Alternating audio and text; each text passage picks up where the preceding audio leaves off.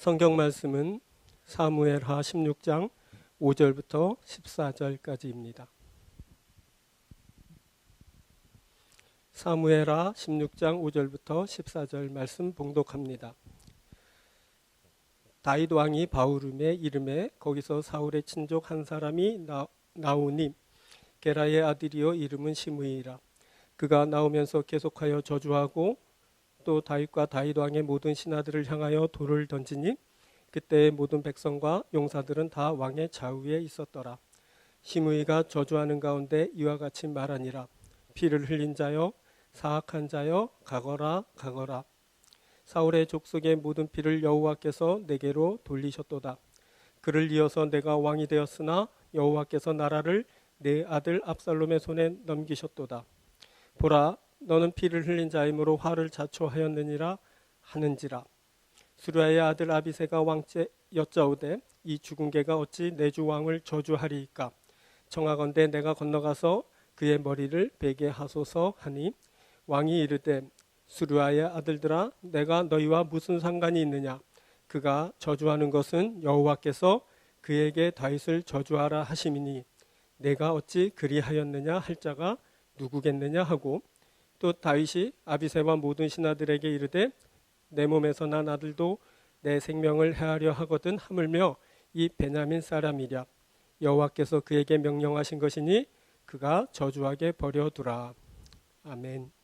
여기까지 읽겠습니다. 오늘은 사무엘하 16장 5절부터 16절을 본문으로 그가 저주하게 버려두라. 그가 저주하게 버려두라 라는 제목으로 함께 은혜를 나누도록 하겠습니다.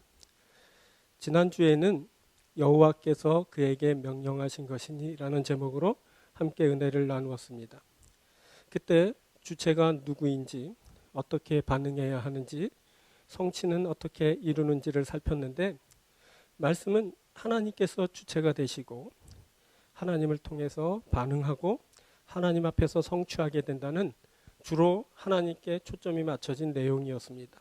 오늘은 지난주와 같은 본문으로 그가 저주하게 버려두라 라는 말씀을 나눌 건데 주로 너와 나, 즉 우리 인간에 대한 이해를 중심으로 살피게 될 겁니다. 또 말씀을 나눌 때 오늘은 본문 외에도 누가복음서도 함께 보려고 합니다. 누가복음서에서 너는 어떻게 대하고 또 나는 어떻게 이해해야 하는지 예수님이 말씀하시는 부분을 함께 보면서 말씀을 전하도록 하겠습니다. 오늘 말씀을 전하고 들을 때 하나님께서 주시는 지혜와 명철이 저와 여러분에게 함께하길 바랍니다. 그래서 너와 나에 대한 바른 이해를 갖게 되는 귀한 시간이 되기를 바랍니다. 오늘은 두 부분으로 말씀을 드립니다. 첫 번째는 너에 대한 이해입니다. 오늘 본문에 너로 말해지는 시므이는 다윗을 저주하는 사람입니다.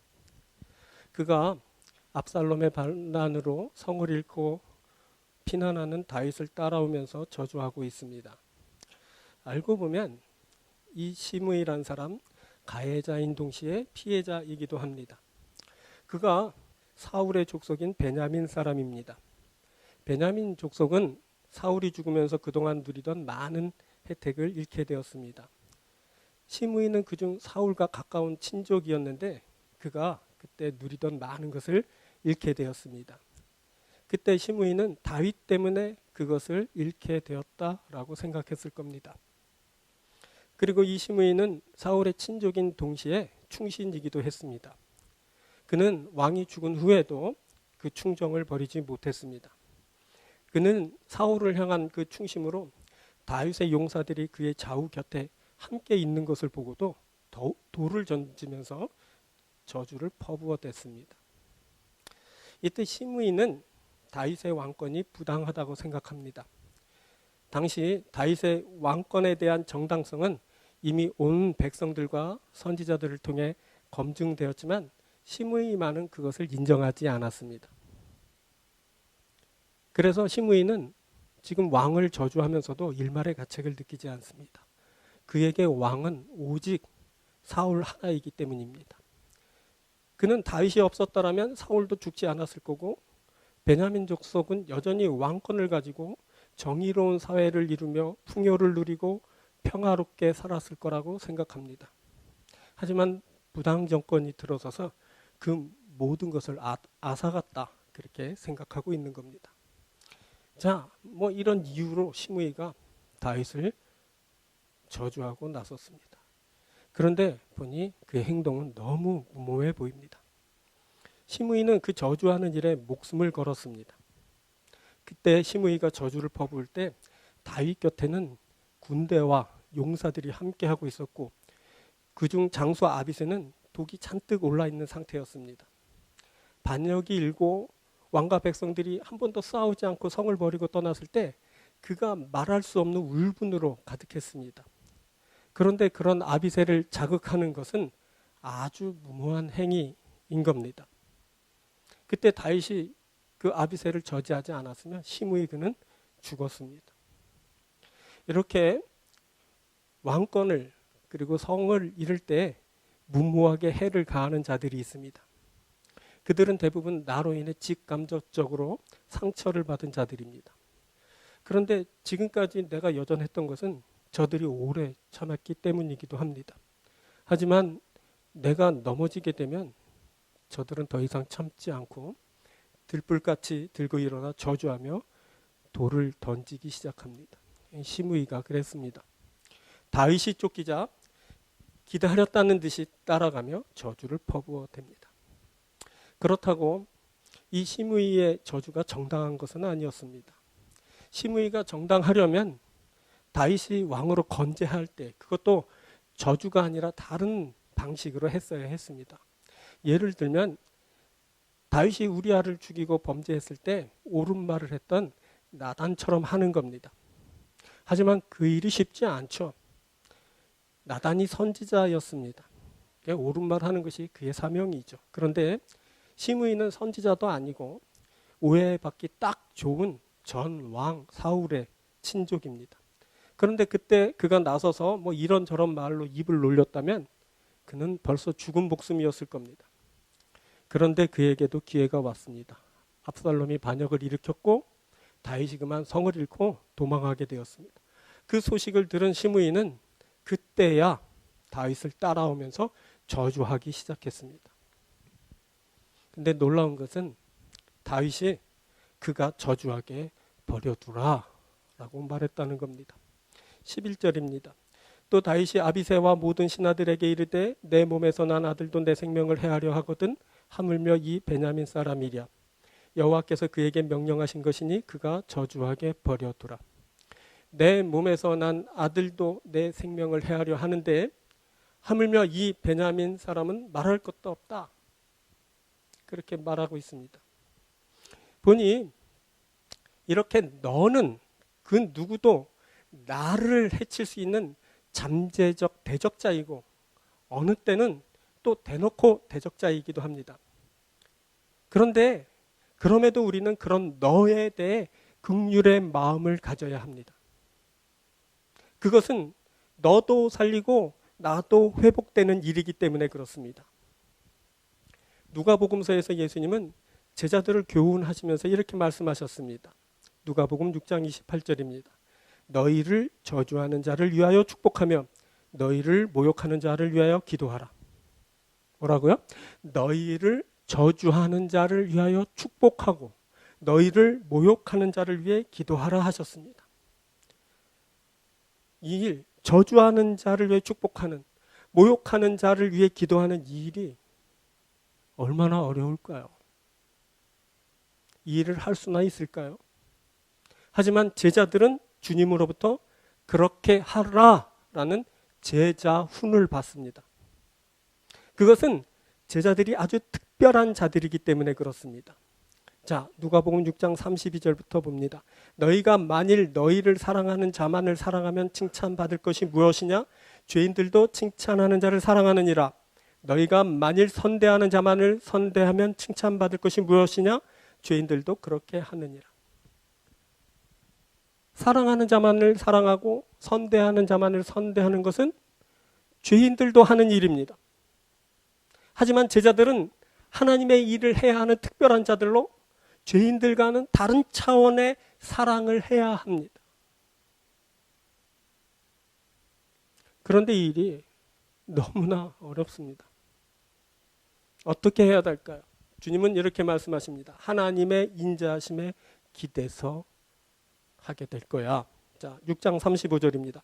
오직 너희는 원수를 사랑하고 선대하며 아무것도 바라지 말고 구워주라. 그리하면 너희 상이 클 것이요. 또 지극히 높으신 이의 아들이 되리니 그는 은혜를 모르는 자와 악한 자에게도 인자하시니라. 그는 은혜를 모르는 자와 악한 자에게도 인자하시니라. 그가 누굴까요? 바로 하나님이십니다. 하나님은 어떤 사람이라고, 어떤 분이라고요? 은혜를 모르는 자와 심지어 악한 자에게까지 인자하신 분입니다. 자, 우리가 앞에서 살폈지만 사람은 누구나 다 나를 해할 수 있는 대적들입니다.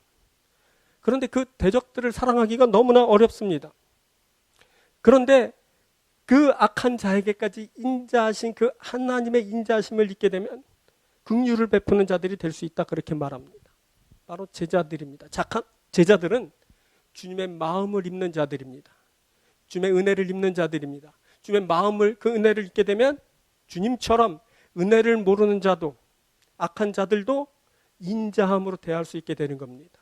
바로 긍휼을 베푸는 자, 바로 제자들인 겁니다. 그런데 이스라엘 사람들은 그렇게 하지 못했습니다. 자, 누가복음서의 예수님은 10장에서 시험하고 나오는 율법 교사에게 강도 만난 자에 대한 비유를 말씀하여 주셨습니다.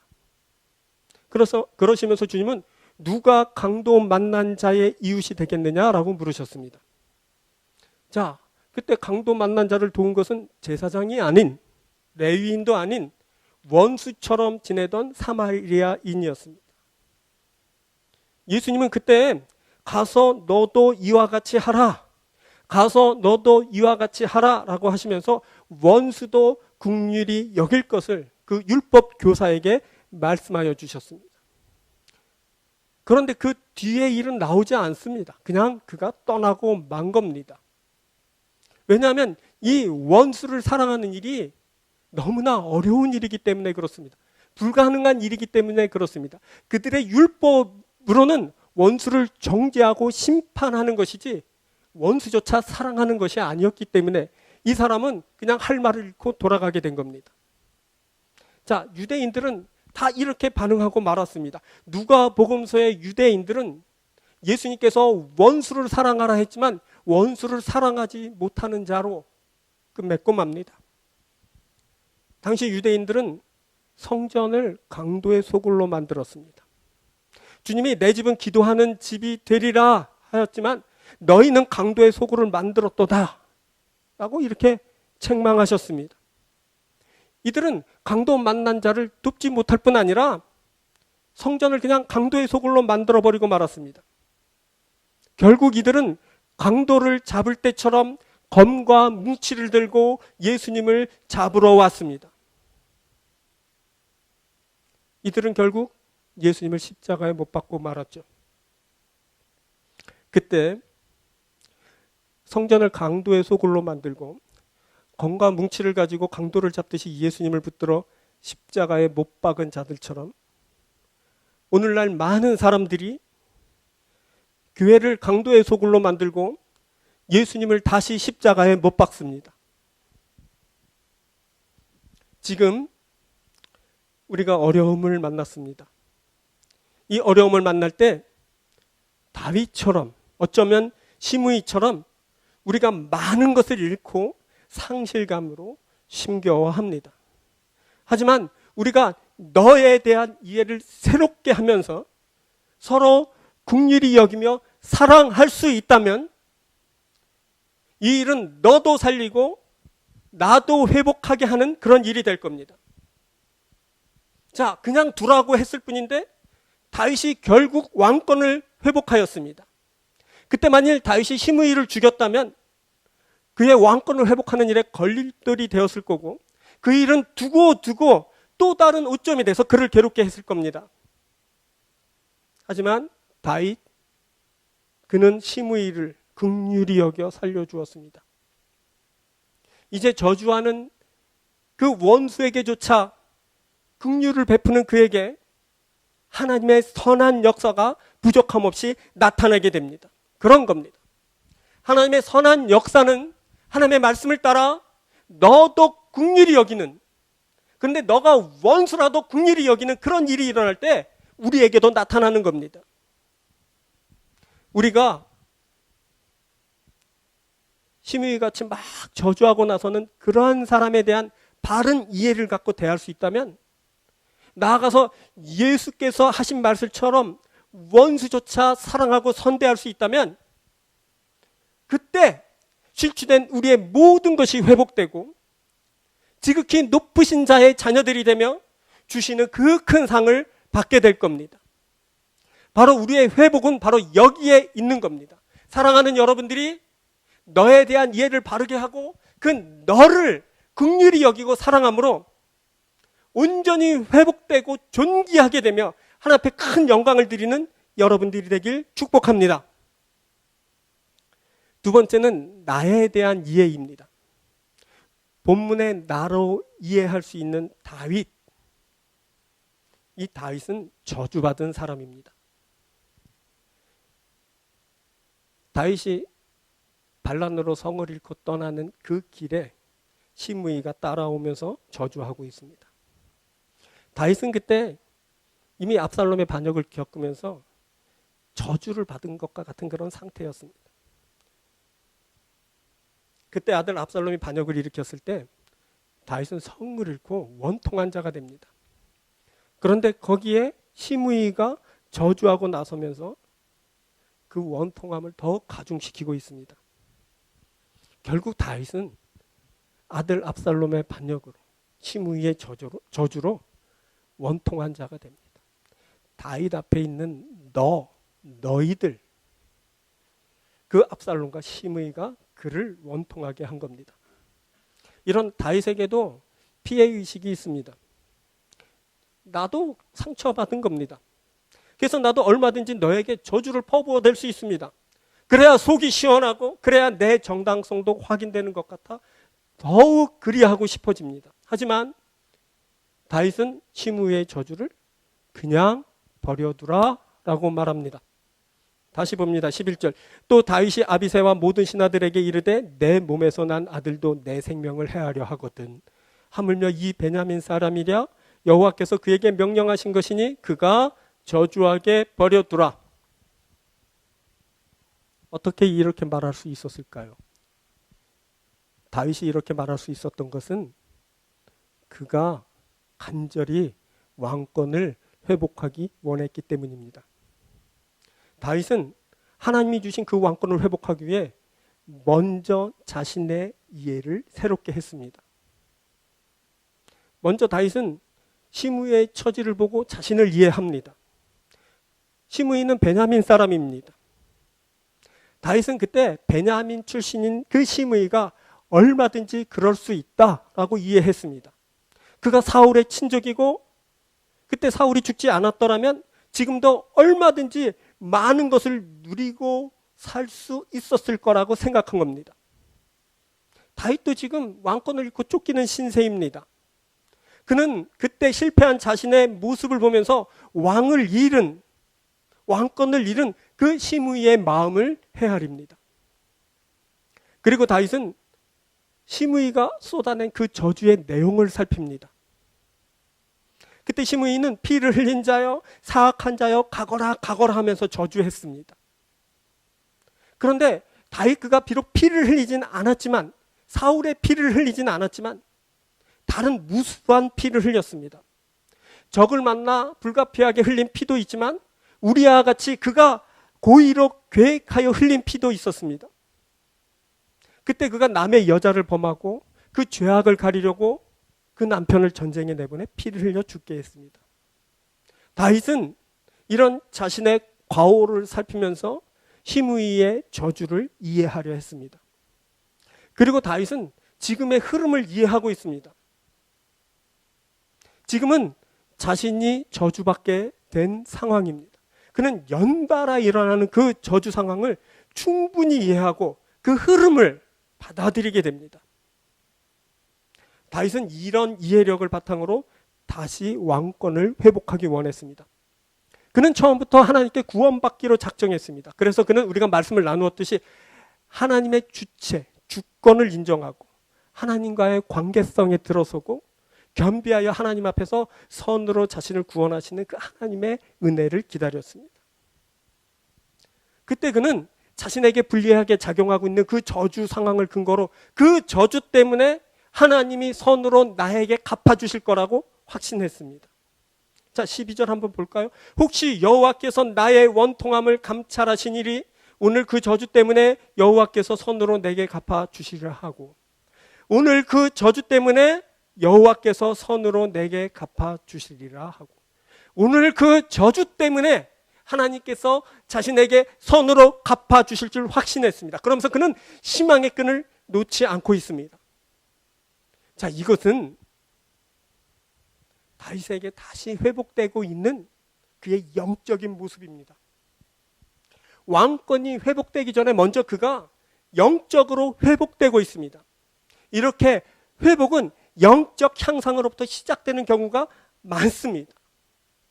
그가 그를 힘겹게 짓누르고 있는 그 사람의 저주를 이제 하나님의 구원의 말씀으로 듣습니다. 다윗은 그때 영으로 더 깊어진 사람이 됩니다. 이제 그 어떤 세력도 다윗을 흔들지 못합니다. 그가 시므이의 저주를 용납하긴 했지만 그렇다고 그 저주를 따라서 낙담하며 무너져 내리지는 않았습니다. 다윗은 그때 시므이의 저주를 허용하면서도 그 저주가 자신에게서 활동하지 못하도록 하나님 앞에 있습니다. 이제 야훼 하나님께서는 그 당신의 앞에 있는, 당신을 바라보고 있는 그 다윗을 보시고 그의 원통함을 감찰하시고 선으로 갚아주실 겁니다. 이것이 다윗의 소망이고 믿음입니다. 다윗은 그때 사람의 저주보다 하나님의 축복을 더 신뢰하면서 그 저주에서 완전히 자유하게 됩니다. 자, 이렇게 나는 하나님이 주신 왕권을 회복하고 축복을 받을 사람입니다. 다시 한번 말씀드립니다. 이렇게 나는 하나님이 주신 왕권을 회복하고 축복을 받을 사람입니다. 여러분, 이것을 이해하십시오. 즉 여러분 모두는 하나님이 주신 존귀함을 회복하고 축복을 받을 사람입니다. 다시 말합니다. 여러분은 하나님이 주신 존귀함을 회복하고 축복을 받을 사람입니다. 주님이 누가복음서에서 이렇게 말씀하셨습니다. 12장 4절 5절입니다. 내가 내 친구 너희에게 말하노니 몸을 죽이고 그 후에는 능히 더 못하는 자들을 두려워하지 말라. 마땅히 두려워할 자를 내가 너희에게 보이리니 곧 죽인 후에 또한 지옥에 던져넣는 권세 있는 그를 두려워하라. 내가 참으로 너희에게 이르노니 그를 두려워하라.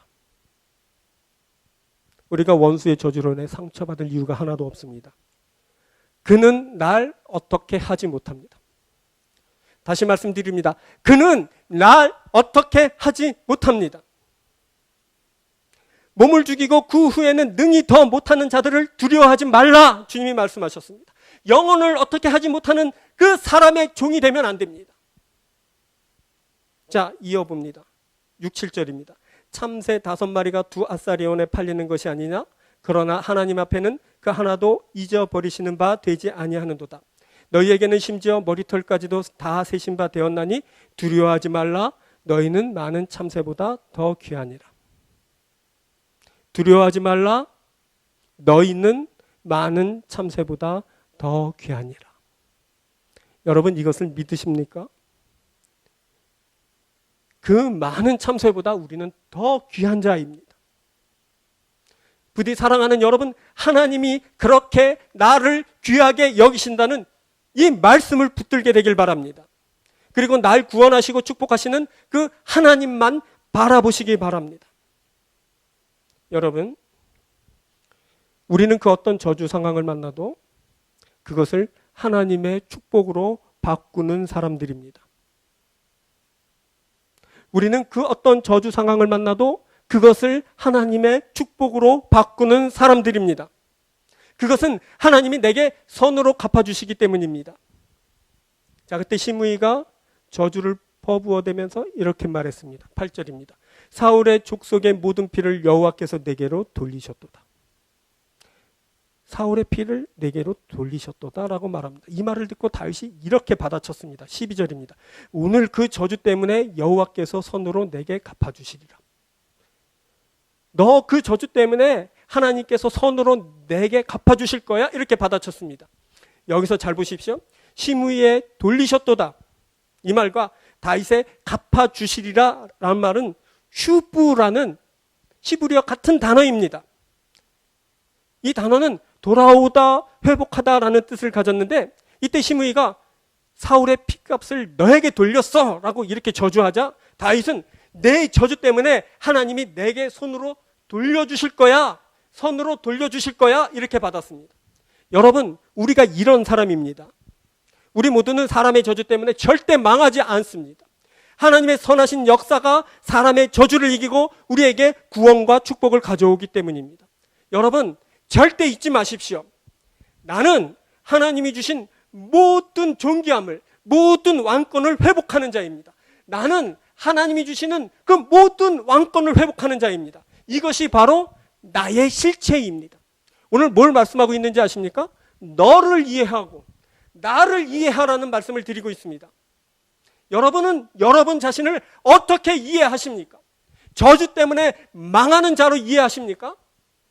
아니면 말씀을 따라 내가 저주받았지만, 내가 원통하게 됐지만 하나님께서 돌려주심으로 나는 결국 하나님이 주신 그 왕권을 회복하는 자이다 라는 그런 이해를 갖고 계십니까? 이것을 분명히 하십시오. 여러분, 저와 여러분은 하나님의 은혜로 인해서 다시 회복되는 놀라운 은혜를 입을 자입니다. 하나님이 다시 우리의 존귀함을, 왕권을 다 회복시켜 주실 겁니다. 고로 나는 회복하는 자입니다. 자, 다시 한번 성경 말씀 봅니다. 8절, 사울의 족속의 모든 피를 여호와께서 내게로 돌리셨도다. 시므이가 하는 말입니다. 야, 사울의 피값을 하나님이 다 내게 돌려놨어. 이러자 사울이 뭐라고 말합니까? 오늘 그 저주 때문에 여호와께서 손으로 내게 갚아주시리라. 사람들이 우리를 저주할 겁니다. 네가 잘못한 그 일 때문에, 그 죄값 때문에, 피값 때문에 하나님이 너를 저주하는 거야. 너에게 돌리신 거다. 이렇게 말할 겁니다. 그때 우리는 어떻게 해야 됩니까? 오늘 너의 그 저주 때문에 하나님께서 손으로 내게 돌려주실 거다. 이렇게 말하고 확신하는 자가 되어야 됩니다. 여러분, 사람이 저주를 내게 돌려놔도 하나님이 다시 돌려 하나님의 선하심으로 갚아주시는 겁니다. 이것이 바로 저와 여러분들의 믿음인 겁니다. 여러분, 이 믿음대로 하나님께서 우리에게 역사해 주실 줄 믿습니다. 여러분 자신에 대한 이해를 분명히 하십시오. 여러분들은 절대 망할 수 없는 자입니다. 저주를 받을 수 있습니다. 원통할 수 있습니다. 하지만 그것 때문에 우리가 망하거나 넘어지지 않습니다. 우리는 오직 하나님께서 돌려주심으로 우리에게 일어나는 선한 역사로 말미암아 승리하고 존귀하게 되고 하나님께 영광을 드릴 자들입니다. 이것을 여러분 꼭 믿을 수 있는 여러분들 되길 축복합니다. 말씀을 맺겠습니다. 너에 대한 이해를 하라고 그랬습니다. 너가 누구예요? 도대체 여러분들 앞에 있는 너, 내가 매일 만나는 너희들은 누구예요? 도무지 믿을 수 없는 사람들입니다. 새끼들도 못 믿겠습니다. 충신들도 못 믿겠죠. 그들은 잠재적 대적이고 어느 때 내가 고난을 당하고 내가 실패하게 될 때 들고 일어나 보란듯이 나를 대적하는 사람들입니다. 그런데 성경은 뭐라고 말한다고요? 그 사람조차 긍휼히 여기라 라고 말합니다. 왜? 그것은 그 사람을 살리는 일이고 동시에 나를 존귀히 하는 그 일이기 때문에 그렇습니다. 우리가 지금 어렵습니다. 많은 것을 잃었습니다. 많은 사람의 마음이 무너졌고 육신이 다 병들고 이루 말할 수 없는 고난 속에 슬퍼하며 절망하고 있습니다. 이때 우리의 회복할 수 있는 일이 뭘까요?